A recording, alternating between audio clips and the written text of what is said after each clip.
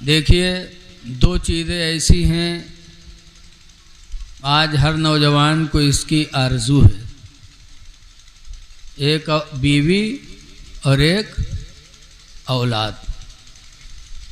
हर आदमी चाहता है नौजवान कि हमको बीवी अच्छी मिल जाए जी, और हमको लड़के भी अच्छे मिल जाएं।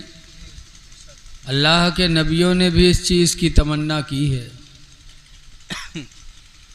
कुरान करीम में है कि हज़रत इब्राहीम पैगंबर अलैहिस्सलातु वस्सलाम ने बारगाह मौला में दुआ मांगी थी, रब्बना हब लना, ऐ अल्लाह हमको अता फरमा दे क्या, मिन अज़वाजिना व ज़ुर्रियातिना,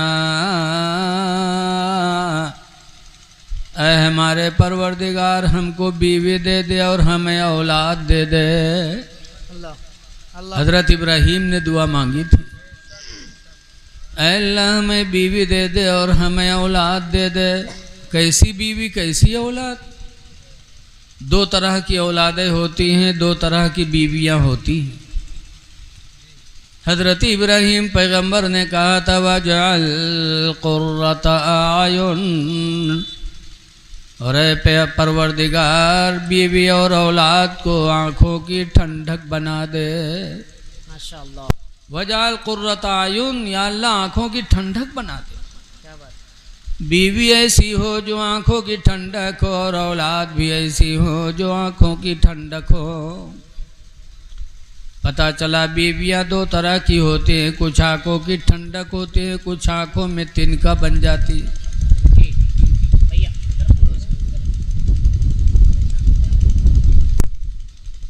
तो आप भी दुआ मांगो, नौजवानों जो कुंवारे हैं वही दुआ मांगे कि अल्लाह हमें ऐसी बीवी दे दे जो आँखों की ठंडक बने,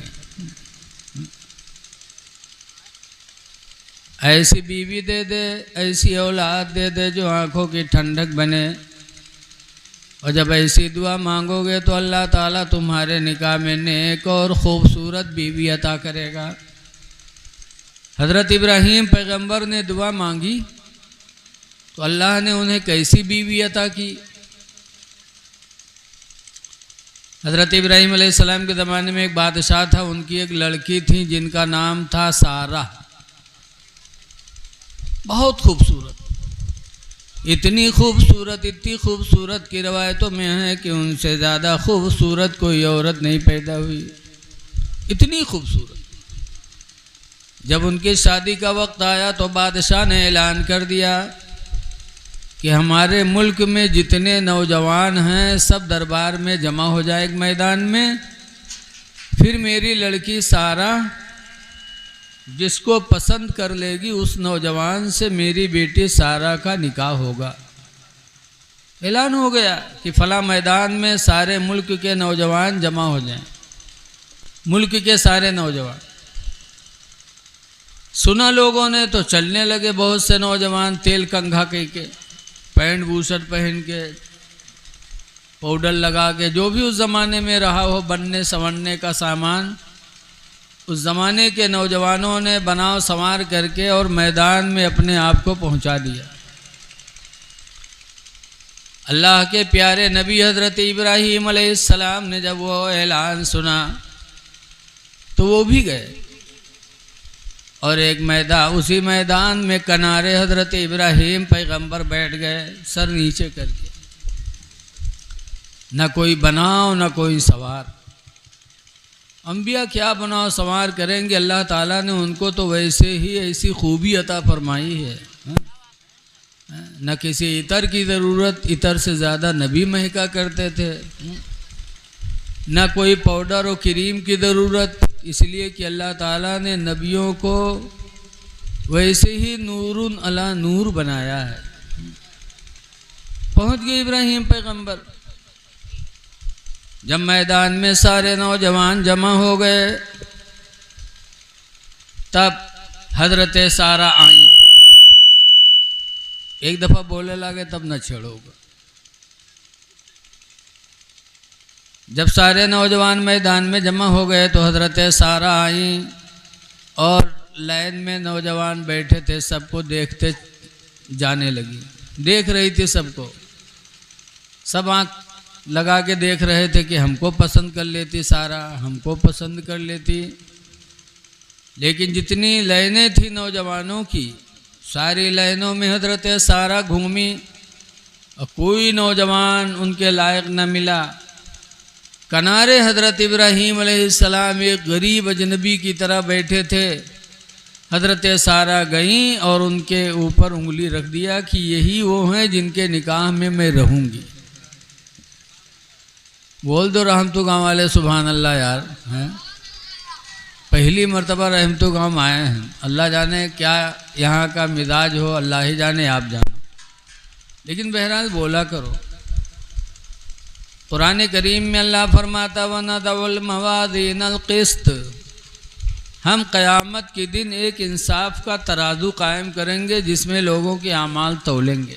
कुरान में क़यामत के दिन अल्लाह एक तराजू कायम करेगा।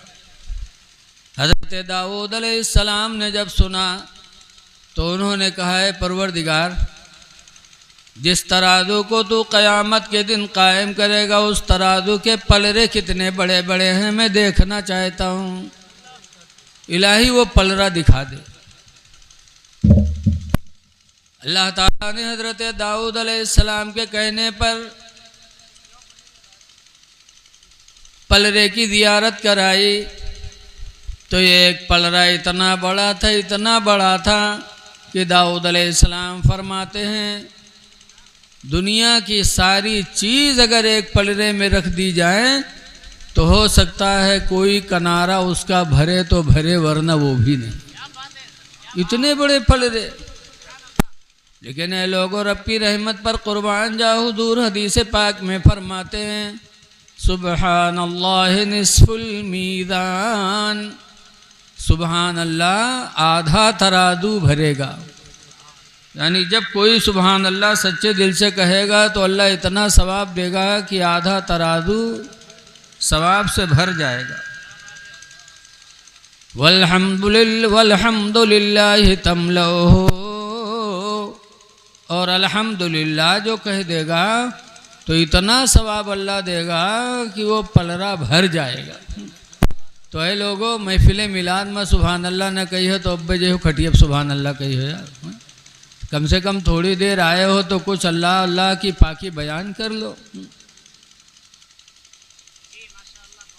तो शादी उन्होंने रखी अपनी बच्ची की।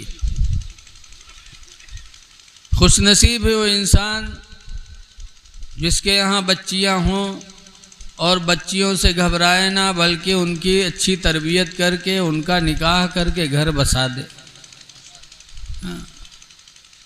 हदीस पाक में है अन आयशा, हज़रत आयशा रज़ियल्लाहु ताला अन्हा से रवायत है। हज़रत आयशा हुजूर की बीवी हैं।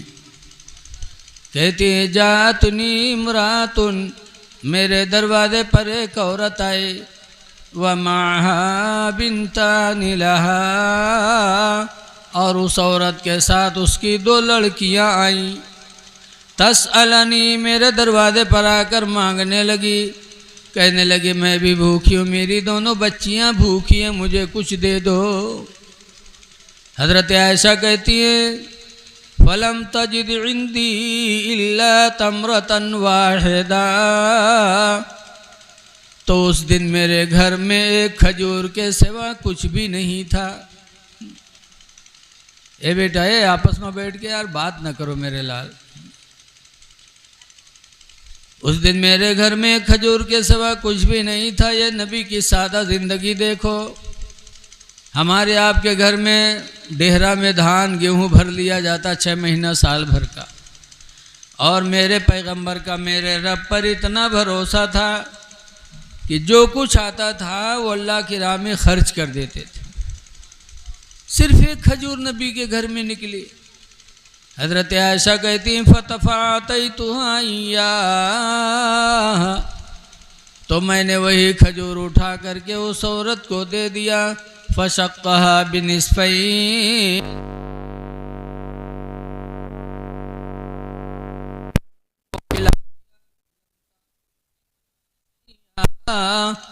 खुद उसने कुछ नहीं खाया, जबकि खुद भूखी थी, खुद कुछ नहीं खाया, अपनी बच्चियों को खिला दिया। हदीस में फ़क़ामत फ़ख़रजत, बस खड़ी हुई और अपनी दोनों बच्चियों का हाथ पकड़ करके नबी के घर से वो औरत निकल गई। हज़रत आयशा कहती है मुझे बड़ा अफसोस हुआ कि काश मेरे घर में कुछ और होता तो मैं मांगने वाली को दे देती, लेकिन कहती इस कदीम नबी सल्लल्लाहु अलैहि वसल्लम, इतने में अल्लाह के नबी बाहर गए थे, तशरीफ़ ले आए। फ़हद्दस्तु, तो हज़रत आयशा कहती कि मैंने पूरी कहानी नबी से बयान किया। तब हुजूर ने फरमाया, ऐ आयशा सुनो, मन इब्तुलिया मिन हादिहिल बिनाति शैआ, जो इस दुनिया में लड़कियों से आजमाया गया, जिसके घर में अल्लाह ने बच्चियों को पैदा किया, फ़अद्दबहुन्ना, तो उसने अपने बच्चियों को इल्म व अदब सिखाया। व अहसना इलैहिन्ना, और जवान हुई तो उनका निकाह करके उनका घर बसा दिया। तो हुजूर फरमाते फ़कुन्ना लहू सितरम मिनन नार, तो वो लड़कियां जहन्नम के सामने माँ बाप के लिए पर्दा बनेंगी। वो लड़कियां क़यामत के दिन जहन्नम के सामने पर्दा बन के खड़ी हो जाएंगी, अर्ज़ करेंगे मेरे परवरदिगार ये मेरे माँ बाप हैं जिन्होंने बग़ैर लालच के मुझे मेरी परवरिश की, बग़ैर लालच के मुझे पढ़ाया लिखाया, फिर बग़ैर लालच के मेरा निकाह करके मेरा घर बसा दिया। ऐ परवरदिगार इन दोनों का ठिकाना जन्नत बना दे। नबी फरमाते हैं कि क़यामत की दिन बच्चियों की शफ़ाअत अल्लाह माँ बाप के हक़ में कबूल करके और माँ बाप की मग़फ़िरत फरमा देगा। इसलिए ऐ लोगों, लड़कियों से घबराया न करो। खुशनसीब है इंसान जिसके घर में बच्ची पैदा हो और उसको पढ़ाए लिखाए। ऐ लोगों, अगर चाहते हो कि हमारी तुम्हारी बच्चियां अच्छे घरों में जाएं, तो ज़रूरत है कि अपने बच्चों को दीनी दुनियावी तालीम ज़रूर दे दो। इसलिए कि आजकल देखा जाता है कि बच्चियां खूबसूरत नहीं हैं, गरीब घर की हैं, लेकिन अगर उन्होंने इल्म हासिल कर लिया तो इल्म दीन की बरकत से अल्लाह ताला उन बच्चियों को अच्छे अच्छे घरों में अल्लाह पनाह दे देता है। इसलिए अपने बच्चियों को ज़रूर पढ़ा दो ताकि तुम्हारी बच्चियों के लिए रिश्ता आने में दिक्कत ना हो। रिश्ता भी आसानी से मिलेगा और वो बच्चे जब घर में जाएगी तो घर के अंदर इस्लामी माशरा बेदार होगा, इस्लामी माहौल बेदार होगा, कुरान की तिलावत घर में होगी, नमाज अदा होगी, तुम्हारे घरों में खैर व बरकत का ज़ख़ीरा जमा हो जाएगा। इसलिए अपने बच्चियों को दीनी तालीम ज़रूर दो। रसूलुल्लाह सल्लल्लाहु अलैहि वसल्लम की बीवी हज़रत उम्मे सलमा रदी अल्लाह ताला अन्हा 400 हदीसों की मुहद्दिसा थीं, 400 हदीसों की हाफिज़ा थी नबी की बीवी उम्मे सलमा रदी अल्लाह अन्हा। और हुजूर की एक बीवी हज़रत आयशा रदी अल्लाह अन्हा मदीना की मुफ्तिया थीं। सहाबा हज़रत आयशा से मसला पूछा करते थे, तो ऐ लोगों, हमारी तुम्हारी माँ उम्मुल मोमिनीन आयशा मुफ्तिया थीं, हमारी तुम्हारी माँ उम्मे सलमा मदीना की मुहद्दिसा थीं, तो हमको आपको अपनी बच्चियों को अपनी माँओं के रास्ते पे चलाना बेहद ज़रूरी। इसलिए बच्चियों को पढ़ाओ भी, और जब जवान लड़का हो तो उसके लिए रिश्ता भी पढ़ी लिखी बच्चियां तलाश करो, वरना फिर घर आपका जन्नत के बजाय हो सकता है वीरान भी हो सकता है। आप रवायतों में देखें कैसी कैसी सहाबियां गुजरी हैं। एक सहाबी थे जिनका नाम है हज़रत सफ़वान रदी अल्लाह अन्हु। हज़रत सफ़वान की बीवी दिन में रोज़ा रखती थी, रात आती थी तो पूरी रात इबादत करती थी। तो हजरत सफ़वान ने उनको मारा पीटा। तो सफ़वान की बीवी नबी की बारगाह में आई अपने शौहर की शिकायत करने कि अल्लाह के रसूल, आप सफ़वान को समझा दो, जब मैं रोज़ा रखती हूँ तो सफ़वान हमें मारते हैं, जब नमाज पढ़ती हूँ तो सफ़वान मुझे मारते हैं, आप मेरे शौहर को समझा दो। रसूलुल्लाह सल्लल्लाहु अलैहि वसल्लम ने सफ़वान को बुलाया। बुलाने के बाद फरमाया, है सफ़वान, ये तुम्हारी बीवी है? कहा जी। कहा नमाज पढ़ती है तो मारते हो? कहा हाँ या रसूलल्लाह, नमाज पढ़ती है तो मैं मारता हूँ। कहा क्यों? कहा अल्लाह के रसूल, मैं जवान आदमी हूँ, किसान हूँ, दिन भर किसानी करता हूँ, खेती का काम करता हूँ, शाम को थका मांदा घर आता हूँ तो ये नमाज इशा के बाद नियत बांध ली थी नफली नमाज की और सुबह फजर तक नमाज पढ़ती रहती। मैं जवान हूँ, मुझे इसकी ज़रूरत पड़ती है और ये पूरी रात नमाज में गुजार देती, मेरे हक़ का ख्याल नहीं करती, इसलिए इसको मारता हूँ। कहा रोज़ा रखती, रोज़ा तोड़वा देते? कहा या रसूल अल्लाह, साल में सिर्फ ये 5 दिन रोज़ा नहीं रखती, ईद बकरा ईद और 3 दिन और 11, 12, 13 जिलहिज, साल में 5 दिन रोज़ा नहीं रखती, बाकी पूरे साल ये रोज़ा रखती है। मैं जवान आदमी हूँ, दोपहर में किसानी से वापस घर में आता हूँ, मुझे इसकी ज़रूरत पड़ती है और ये रोज़ा से रहती है, मेरे हक़ का ख्याल नहीं करती, इसलिए इसको रोज़ा तोड़वा देता हूँ। तब सरकार ने फरमाया कि अपने शौहर का ख्याल रखो, रात में नमाज़ें पढ़ो लेकिन कम, रोज़े रखो तो रमज़ान के रोज़े रखो, रमज़ान के अलावा अगर कोई रोज़ा रखना है तो शौहर की इजाज़त ज़रूरी है। शौहर इजाज़त दे तो नफली रोज़ा रखे औरत, और अगर शौहर इजाज़त न दे तो नफली रोज़ा न रखे। फरमाया अपने शौहरों के हुकूक का ख्याल रखो। मेरे नबी ने इस तरह शौहरों के हुकूक को बताया। तो जब सफ़वान की बीवी के बस नहीं चला, कुछ डांट नहीं करवाए फिर, तब पलट के कहते अल्लाह के रसूल, ये फजर की नमाज नहीं पढ़ते हैं, फजर में सोते रहते। अपने शौहर की शिकायत कर दी।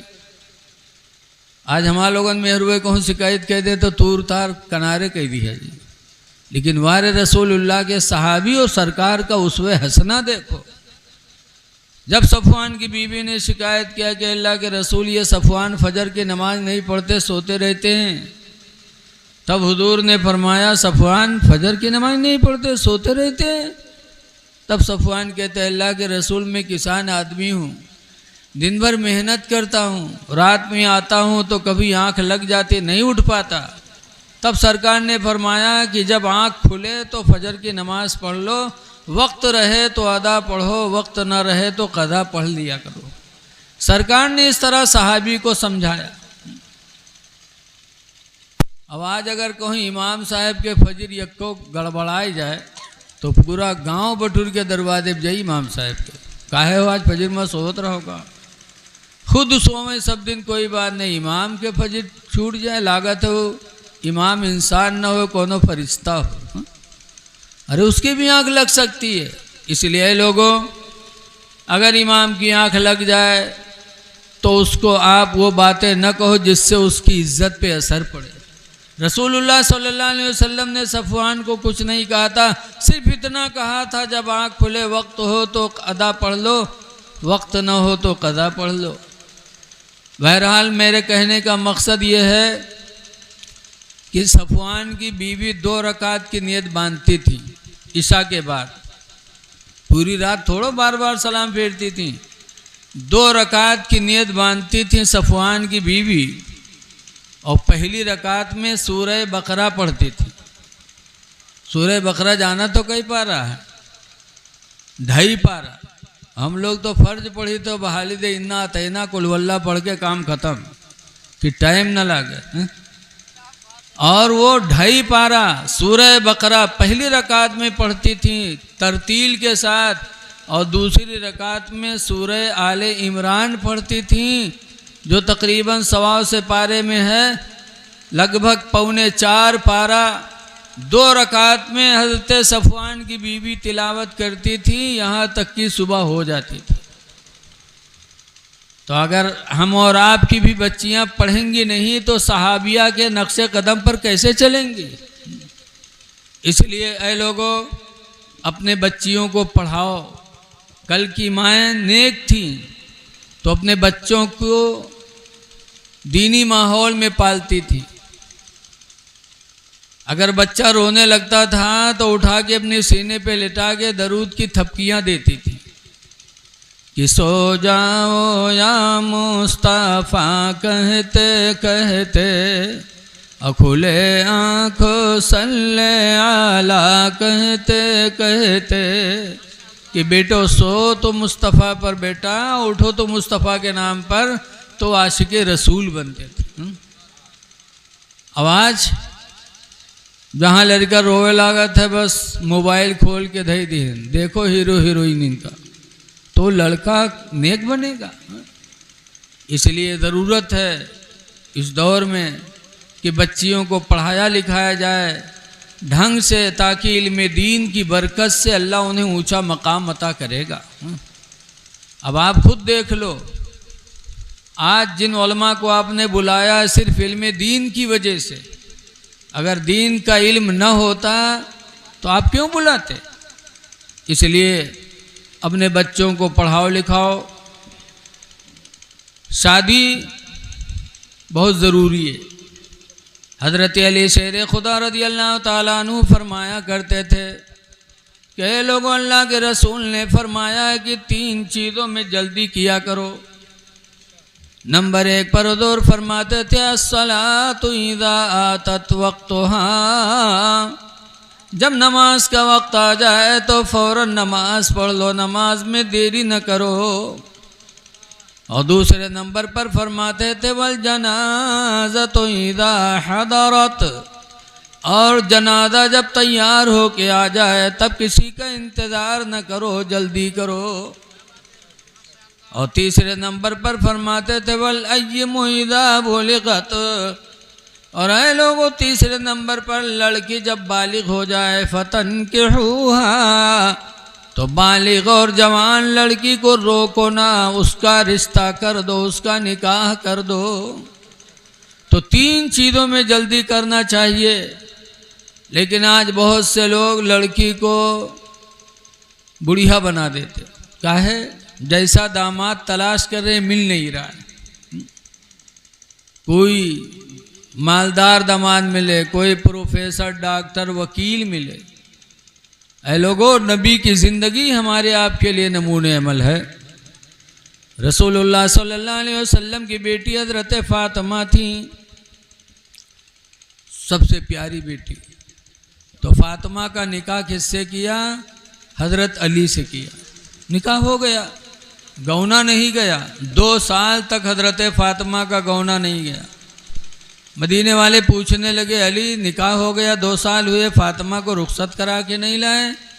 तब अली ने कहा था कि मेरे पास मकान ही नहीं है, मैं फ़ातिमा को लाऊं तो कहाँ लाऊं? ऐसे गरीब इंसान कि न ज़मीन न मकान न दौलत, लेकिन मेरे नबी ने अली का इल्म देखा, अली का अमल देखा, तो अपनी बेटी फ़ातिमा का निकाह अली से कर दिया। क्या इल्म था अली का! इतना इल्म था हज़रत अली शेर खुदा का। आपने बारहा सुना होगा कि हज़रत अली के चेहरे पे दाढ़ी के बाल बहुत घने थे। एक मर्तबा एक यहूदी ने देखा तो कहा, अली हमारे चेहरे पे दाढ़ी के बाल यक्का दुक्का हैं, बस थोड़ी सी उनकी दाढ़ी रहा जैसे सिकचिल्लिया के देखे हुए, थोड़ी सी। और हज़रत अली की दाढ़ी पूरी भरी हुई। उसने कहा, अली एक बात बताओ कि तुम्हारे नबी ने तुमको फरमाया है इल्म के शहर के दरवाज़ा हो? कहा बेशक फरमाया। कहा अगर तुम इल्म के दरवाज़ा हो तो एक बात बताओ कि तुम्हारे चेहरे पे दाढ़ी के बाल घने हैं, मेरे चेहरे पे दाढ़ी के बाल यक्का दुक्का क्यों हैं? कुरान से बताओ इसका जवाब। हज़रत अली शेर खुदा ने बदाहतन फ़ौरन पढ़ा, सुनो। कहते हैं इसका भी अल्लाह ताला ने ज़िक्र कुरान में किया है। हज़रत अली ने फ़ौरन कुरान की आयत पढ़ी, वल बलदु तय्यिबु यख़रुजु नबातुहु कसीरम बिइज़्नि रब्बी। जो ज़मीन अच्छी होती है उसके रब के हुक्म से पौधा उसमें ज़्यादा निकलते हैं। हाँ। जो ज़मीन अच्छी होती है अल्लाह के हुक्म से पौधा ज़्यादा निकलते हैं। वल्लदी खबूसा, और वो ज़मीन जो खबीस होती है, बेकार होती है, ला यख़रुजु इल्ला नकदा, उसमें पौधा नहीं निकला करते मगर जहाँ तहाँ, यक्का दुक्का। जब उसने हज़रत अली का इल्म देखा कि एक अदना से बात मैंने पूछी तो अली ने कुरान पढ़ के बता दिया। कहता है अली खुदा की कसम तुम्हारे नबी का फरमान बरहक है, जिन्होंने कहा है कि तुम इल्म के शहर के दरवाज़ा हो। मैं कलमा पढ़ता हूँ ला इलाहा इल्लल्लाह मुहम्मदुर रसूलुल्लाह सल्लल्लाहु अलैहि वसल्लम। तो हज़रत अली का इल्म देखकर वो यहूदी मुसलमान हो गया। तो हज़रत अली के पास दौलत नहीं थी लेकिन इल्म और अमल बहुत था। सरकार ने अपनी बेटी फातिमा का निकाह अली से कर दिया। जब लोग कहने लगे कि क्यों नहीं ला रहे हो, कहा घर नहीं है। तब मदीने के एक अंसारी खड़े हुए, उन्होंने कहा हज़रत अली शेर खुदा हमारे 2 मकान हैं, एक में मैं रहता हूँ, एक मकान खाली पड़ा है, दोनों को आप देख लो, दोनों में से जो मकान आपको पसंद आ जाए मैं आपको नजराना देता हूँ। उस अंसारी साहबी ने अपना एक मकान खरीद कर अपना एक मकान हज़रत अली को नजराना दे दिया। तब हज़रत अली ने फातिमा की रुखसती कराई। कहने का मकसद ये है कि लड़कियां बालिग हो जाएं तो नेक लड़का तलाश करके शादी कर दो, बालिग लड़की का रिश्ता करने में देरी न करो, मेरे नबी ने फरमाया। ऐसे ही जनाजा है, बहुत से लोग जनाजा कब्रस्तान पर रोके रहते हैं कि अभी फुफ्फू ने यही है मुँह देखी, फुफ्फू आई तो मुँह दिखा रहे हैं, खाला आ रही तो मुँह दिखा रहे हैं। आला हजरत फरमाते हैं मुँह दिखा रहे हो। आला हजरत इरशाद फरमाते हैं मुजरिम को न शर्माओ, अहबाब कफन ढक दो। मुजरिम को न शर्माओ, अहबाब कफन ढक दो। मुँह देख के क्या होगा, पर्दे में भलाई है। हाँ, रोको ना कि फलाने आ रहे हैं, धमाके आ रहे हैं, जल्दी दफन कर दो। और ऐसी अजान हो तो फौरन मस्जिद चल दो। अजान की आवाज़ आए तो खड़े हो करके कायदे से सुन लो और अजान का जवाब दे दो। हदीस में जाबिरिन क़ाला क़ाला रसूलुल्लाह, हज़रत जाबिर से रवायत है, फरमाते अल्लाह के नबी ने फरमाया मन क़ाला हीन यस्मउन निदा, जो अज़ान सुने तो कहे अल्लाहुम्मा रब्ब हाज़िहि दावति ताम्मा। अज़ान सुनने के बाद जो ये दुआ पढ़ लेगा, हुज़ूर फरमाते फ़कुन्तु लहू यौमल क़ियामति शाफ़ियन व शहीदा, तो मैं क़यामत के दिन उसकी शफ़ाअत भी करूँगा और उसके नेक होने की गवाही भी दूँगा। तो अज़ान की आवाज़ आए तो ठहर जाओ, काम कर रहे हो तो रुक जाओ, बात कर रहे हो तो चुप हो जाओ, अज़ान सुन के दुआ पढ़ लो और मस्जिद पहुंच जाओ, वाले वक्त पर नमाज पढ़ लो। अल्लाह भी राज़ी होगा, अल्लाह का रसूल भी राज़ी हो जाएगा। नेकियां कर लो। मुफ्ती नानपारा अलैहि रहमा कहा करते थे हमेशा के लिए रहना नहीं सुधार फानी में, हमेशा के लिए रहना नहीं इस दार फानी में, कुछ अच्छे काम कर लो 4 दिन की जिंदगानी में, और जो जीते हो तो इस दुनिया में कोई काम कर जाओ। जो जीते हो तो इस दुनिया में कोई काम कर जाओ। खुदा तौफीक दे तो खिदमत इस्लाम कर जाओ। मियाँ बीवी का रिश्ता अल्लाह ताला ने बहुत ही अनोखा बनाया है। बीवी को चाहिए कि शौहर की फर्मा बरदारी करे, इसलिए कि इनकी फर्मा बरदारी ही में इनके लिए जन्नत है। एक हदीस सुना रहा हूँ, फिर मैं अपनी तकरीर ख़त्म कर रहा हूँ। अन अबी सईदिन अल खुदरी क़ाल खरज रसूलुल्लाह सल्लल्लाहु अलैहि वसल्लम। नारे तकबीर, नारे रिसालत, मसलके आला हजरत, उलमाए अहले सुन्नत, नारे तकबीर, नारे रिसालत। देखिए हजरत तशरीफ़ ले आए, टाइम भी ज़्यादा हो रहा है, तकरीरें भी होनी है, नाते भी सबकी होनी है, सबका लिहाज करना है। मैं एक हदीस शरीफ पढ़ के मैं अपनी तकरीर ख़त्म कर रहा हूँ। ईद के दिन हुजूर ईदगाह में खड़े हुए और एक तकरीर फरमाया। उस तकरीर में ईद के दिन मेरे नबी ने क्या कहा, या माशरन निसा, ऐ औरतों तसद्दक़ना, तुम सब सदका किया करो। औरतों से कहा था सदका किया करो, इसलिए कि औरतें सदका खैरात में बहुत पीछे हैं, बहुत पीछे। हमारे खन्नापुरवक करीब में गांव है, मदरसे के चंदा के लिए गए हम लोग 2 मिला, तो एक बुढ़िया निकली, कहीं क्या बात है बतावागा, तो कहीं कमाई भसोट नहीं है, जैसे देखो तैयार बा मांगे चल दी हो, जवान है कमाई नहीं पावत हो। तो ऐसी ऐसी भी शैतानीन बुढ़िया टहरत। क्या बात है। एक जगह गया तो दस्तक दिया तो लड़का निकला छोटा, कहे इसके अब्बा नाई हैं। तो हम लोग कहें कहाँ गए हैं भैया, तो कहा था अब्बू अम्मी लेटे हैं, अम्मा कहने जाओ कह दो कि नाई हैं। हम कहा अच्छा। सदका खैरात देने में हमारी माँ बहनें बहुत पीछे। सरकार ने ईद के दिन फरमाया था और तो सदका किया करो, इन्नी रअयतुकुन्ना अक्सर अहलिन नार, इसलिए कि मैंने तुम्हारी तादाद जहन्नम में ज़्यादा देखी है, तुम जहन्नम में ज़्यादा जाओगी। कुलना व बिमा या रसूल अल्लाह, औरतों ने कहा था अल्लाह के रसूल ऐसा क्यों, हम जहन्नम में ज़्यादा क्यों जाएंगी।